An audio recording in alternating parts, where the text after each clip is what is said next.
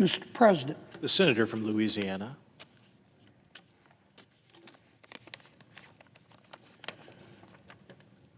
Well, Mr. President, it looks like we're going to have a shutdown. What does that tell us? I'll tell you what it tells me. It's simply that much more evidence that human evolution is a slow process. I thought humans had advanced more as a species, but apparently we haven't. What do I mean by a shutdown? Well, we can't keep government open without a budget.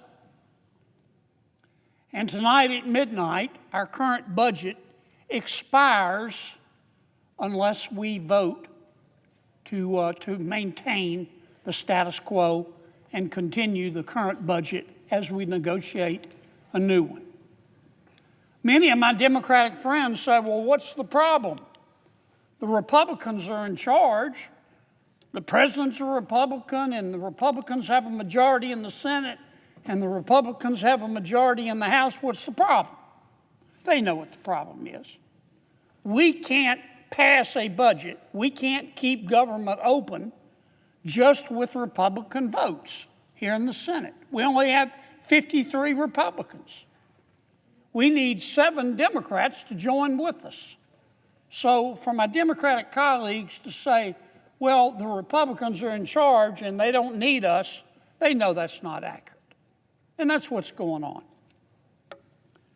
Now, we've had a few shutdowns before, and every shutdown is different, but most shutdowns are a combination of both policy and politics in varying degrees. This shutdown, in terms of policy, makes absolutely no sense. None. What we have proposed to our Democratic colleagues and the minority leader, Senator Schumer, is to make no changes to the current budget. We just want to continue the current budget and keep government open until just before Thanksgiving to give us more time to negotiate a permanent budget.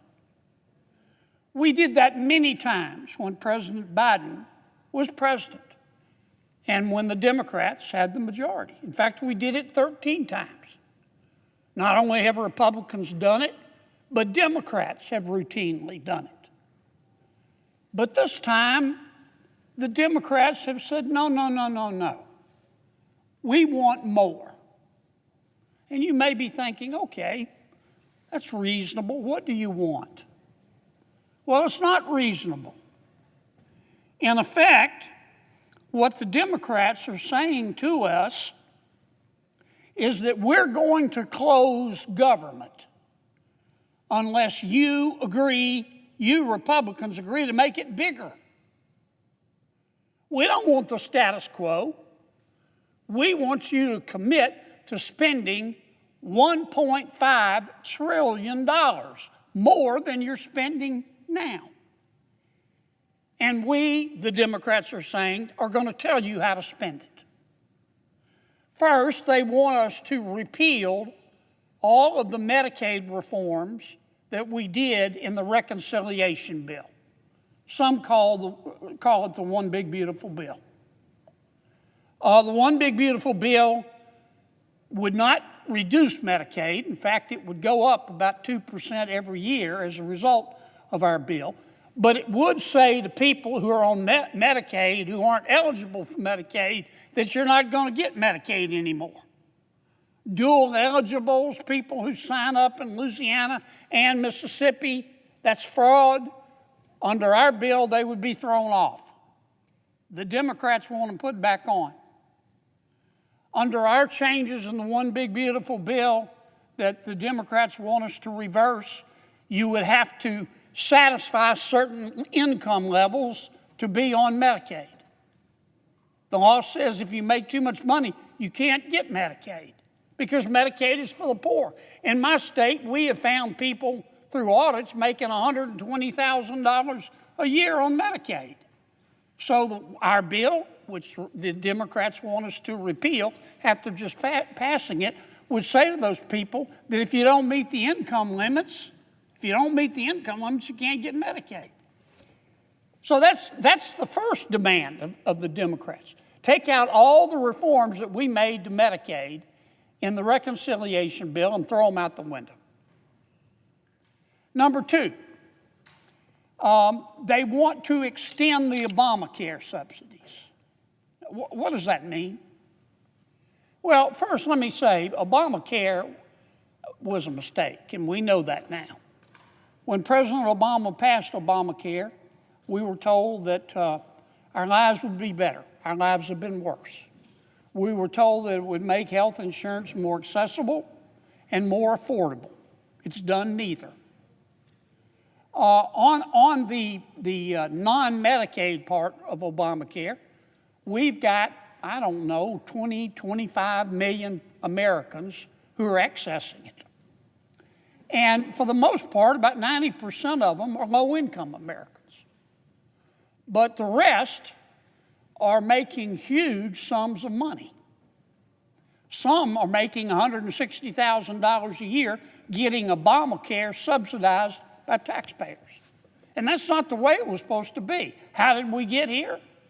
Well, it's simple. During the pandemic, when people were being laid off or losing their jobs or couldn't work, President Biden rammed through a bill to enlarge the subsidies. He took the cap off the amount that you needed to earn in order to get Obamacare. And those subsidies at the end of this year are about to run out. Now, the Republicans have said, we'll sit down with our Democratic friends and talk about how to extend them, but we want to reform the program because it's not right that people making $125,000, $150,000, $250,000, $200,000 a year are getting their health insurance subsidized by the federal government. That's bone deep down to the marrow stupid. But the Democrats, Senator Schumer and his colleagues, have said, nope, we will shut government down unless you agree automatically to extend these subsidies, which were passed during the pandemic, after the pandemic is over, permanently. And that's just some of my colleagues' demands. I mean, you need an Excel spreadsheet to be able to follow their demands. Their demands to keep government open, you stack them here, you could stand on them and paint the ceiling. And that's not much of an exaggeration. And when Senator Schumer announced these demands, that's when I knew. I knew it in a nanosecond. We're going to have a shutdown. Because my colleagues, my Democratic colleagues, are very smart people. Senator John Kennedy of Louisiana delivers a sharp, humorous, and brutally honest speech on the Senate floor as a potential government shutdown looms. In his trademark Southern wit, Kennedy breaks down why he believes the shutdown is more about politics than policy. From Medicaid reforms and Obamacare subsidies to the rise of what he calls the loon wing of the Democratic Party, this is one of Kennedy's most memorable addresses yet. Stay tuned till the end. His message to the American people about Social Security, Medicare, and essential services during the shutdown is powerful and reassuring. When Senator Schumer announced these demands, that's when I knew. I knew it in a nanosecond. We're going to have a shutdown. Because my colleagues, my Democratic colleagues, are very smart people. And Senator Schumer is a smart person. And he knew when he announced these demands that I could tell he wasn't serious. He knew they were unserious. And he knew that neither the president nor the other members of Congress were going to accept them. And you know what? Many Democrats know they're unreasonable as well. So that's why I say the policy part of this makes absolutely no sense. And that's because this isn't about policy. This shutdown is about politics. Now, parties change. Just like the human experience changes over time. Political parties change. My party's changing. So is the Democratic Party. And there is a wing of the Democratic Party, I call it the socialist wing. Some less charitable people call it the loon wing of the Democratic Party. And they are in charge right now. And the non-loon, non-socialist Democrats are scared to death of them. And this particular wing of the Democratic Party that's in the ascendancy, what do they believe? They try to out-weird each other all the time. They hate, if you listen to them, they hate Thomas Jefferson.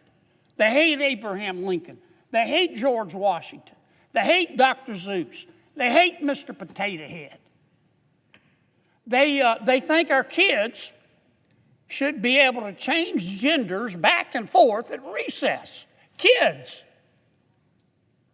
And if it's their preference, should be able to undergo sex change operations while minors paid by you, the taxpayers. They believe that. They believe in open borders. They believe that if you support the law, which says you have to be vetted to come into our country, if you support the law, you're a racist. I think if you support the law, you're being prudent. But they believe in open borders. And my Democratic friends are about to elect a new mayor in New York City who is a member of the Loon Wing. He's a self-avowed socialist. He has said if the prime minister... If you enjoyed this breakdown, don't forget to like, comment, and hit the subscriber button for more political show down.